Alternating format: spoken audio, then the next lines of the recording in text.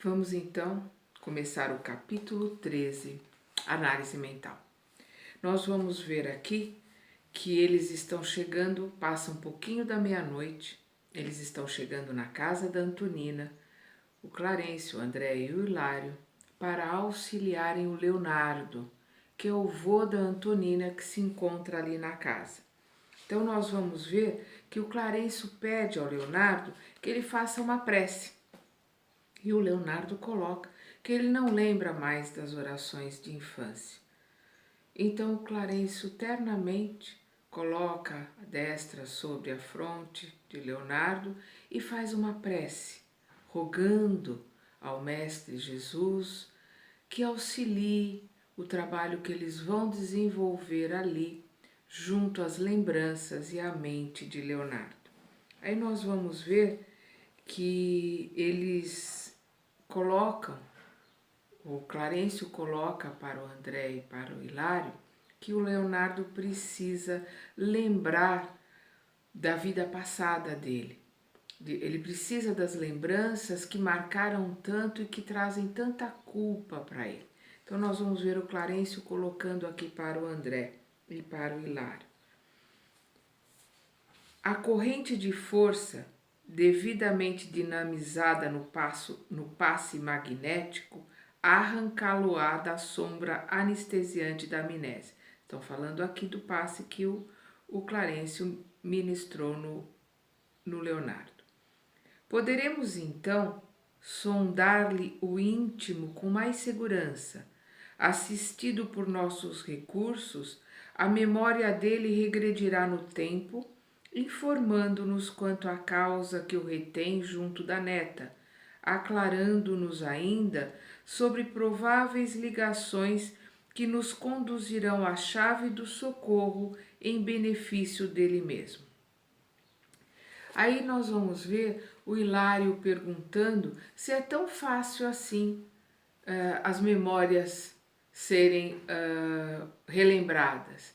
E o Clarencio explica que todas as memórias elas estão fixadas na nossa mente, no nosso inconsciente, da mesma forma que uma foto ela fica, né, na chapa de um filme, né? O Clarencio coloca aqui, nós não podemos esquecer que nós estamos aqui na década de 40, então as máquinas fotográficas estavam começando a se desenvolver melhor, os filmes também. Nós estamos falando do começo do século XX, né? Então nós estamos falando aí de mais de 70 e poucos anos atrás, né? Então nós vamos ver o Clarencio aqui explicando para eles. A memória pode ser comparada à placa sensível que, ao influxo da luz, guarda para sempre as imagens recolhidas pelo espírito no curso de seus inumeráveis aprendizados dentro da vida. Cada existência de nossa alma, em determinada expressão da forma, é uma adição de experiência conservada em prodigioso arquivo de imagens que, superpondo-se umas às outras, jamais se confundem. Em obras de assistência, qual a que desejamos movimentar, é preciso recorrer aos arquivos mentais, de modo a produzir certos tipos de vibração, não só para atrair a presença de companheiros ligados ao irmão sofredor que nos propomos socorrer, como também para descerrar os escaninhos da mente, nas fibras recônditas em que ela detém as suas aflições e feridas invisíveis.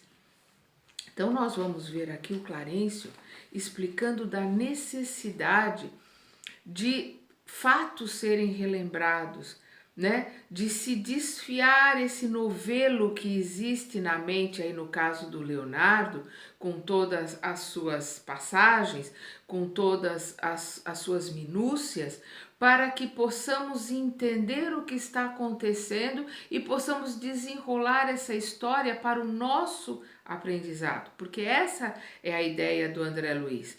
é de que nós, através da história da Antonina, do Clarencio, da Zulmira, Odila, Amaro, né, nós temos uma história aí com vários personagens, para que nós possamos, através desses personagens, entendermos como funciona o nosso aprendizado e a nossa reencarnação. Então, nós vamos ver aqui que o Hilário coloca sobre as ideias de Freud, que naquela época estavam começando a aparecer. E vamos ver as explicações do Clarencio aqui. O Clarencio coloca: a mente, tanto quanto o corpo físico, pode e deve sofrer intervenções para reequilibrar-se.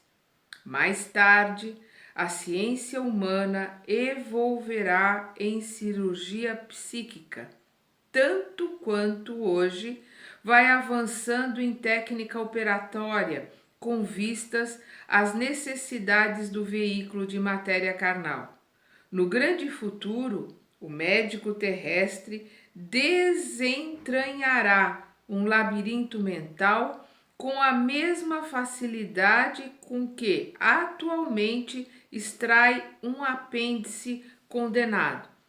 Então, nós estamos vendo aqui o Clarencio explicando que mais para frente a psicologia, a psiquiatria se desenvolverão a tal ponto que poderemos trabalhar a mente como se trabalha hoje com uma cirurgia de apêndice, como se trabalha hoje com qualquer tipo de cirurgia.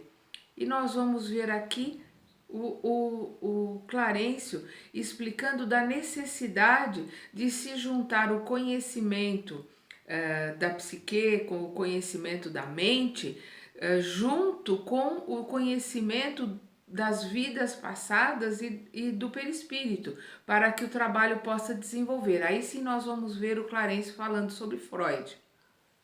Ele diz: Freud vislumbrou a verdade, mas toda verdade sem amor é como luz estéril e fria. Não bastará conhecer e interpretar. É indispensável sublimar e servir. O grande cientista observou aspectos de nossa luta espiritual na senda evolutiva e catalogou os problemas da alma ainda encarcerada nas teias da vida inferior. Assinalou a presença das chagas dolorosas do ser humano, mas não lhes estendeu eficiente bálsamo curativo. Fez muito, mas não o bastante. O médico do porvir, para sanar as desarmonias do espírito, precisará mobilizar o remédio salutar da compreensão e do amor, retirando-o do próprio coração. Sem mão que ajude, a palavra erudita morre no ar. Então, nós vamos ver aqui o Clarencio colocando sobre de como vai se desenvolver, e aqui ele está falando no século XX, porque nós estamos aqui no comecinho do século XX, como no século XX vai se desenvolver o conhecimento da psicologia e da psiquiatria. Nós estamos agora em 2018, no século XXI, e nós estamos vendo que esse desenvolvimento está caminhando em passos lentos, mas está caminhando. Nós hoje vemos a ciência se juntando aos estudos do espiritismo, os estudos do perispírito, para que possamos juntar esses dois conhecimentos para auxiliar o desenvolvimento, para auxiliar a nossa compreensão de como devemos caminhar o nosso progresso nas nossas reencarnações aqui na Terra. Vamos continuar estudando na próxima parte do capítulo 13, né, que nós estamos aqui. Nós vamos ver no segmento aqui o nosso estudo junto ao nosso irmão Leonardo.